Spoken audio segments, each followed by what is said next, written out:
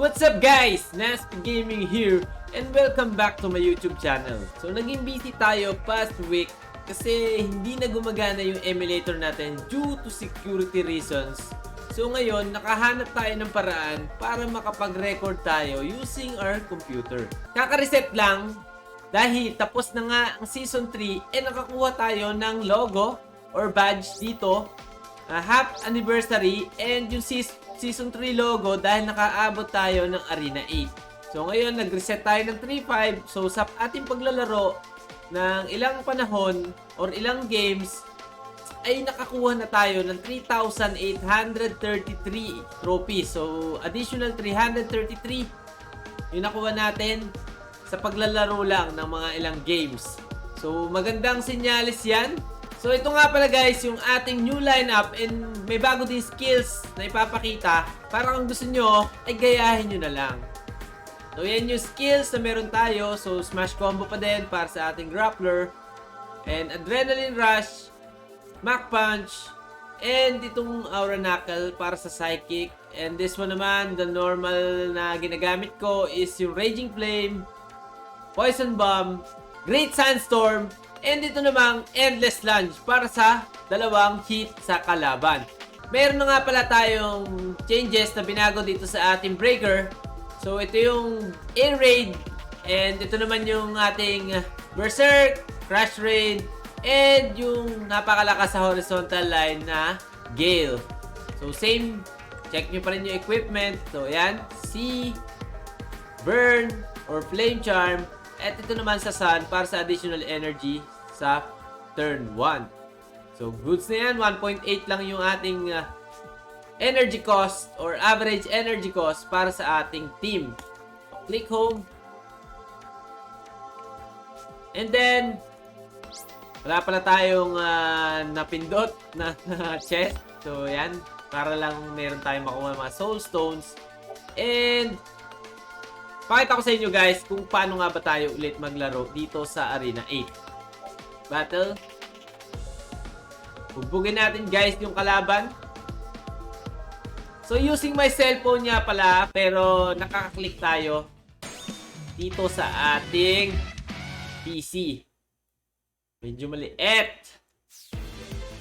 So yan, merong Necromancer yung kalaban. And etong naka-fantasy slash na samurai. So yan, yung samurai. Oh, nag-surrender si tropa. Parang mali ka dun, tropa. So click na lang ulit natin, touchscreen. And naka-earn na tayo ng 6 na U-coin dahil mababa yung pool. So hindi na natin naabangan yun. So may isa pa tayong treasure slot. So, pakita ko sa inyo guys, sana hindi na mag-surrender yung ating kalaban. Yan, 3,480. So, Necromancer plus Psychic and yung Grappler ng kalaban. Hindi nga pala tayo guys nakapag-upload last week. So, sobrang malas na yan. Insan. So, ang atakihin ko dito para sa akin kasi ang may threat dito is yung Grappler.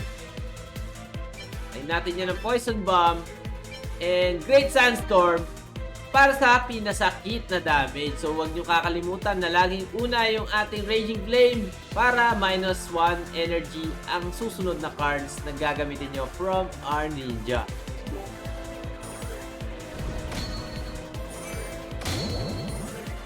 Yun.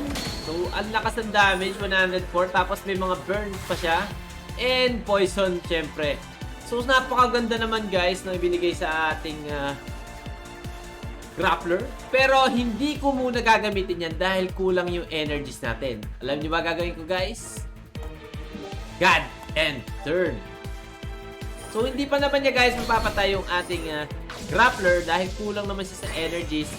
And yun, gumamit siya ng cross. Ano yung pangalan nun? So ito na. Ito na guys.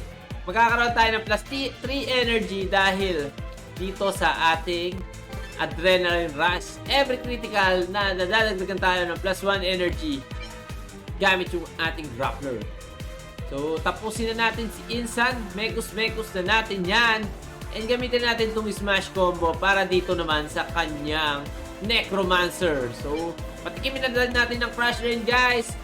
O para wala tayong pagsisihan kung mabubuhay ba yung kanyang sidekick. Boom! Boom! Ang sarap!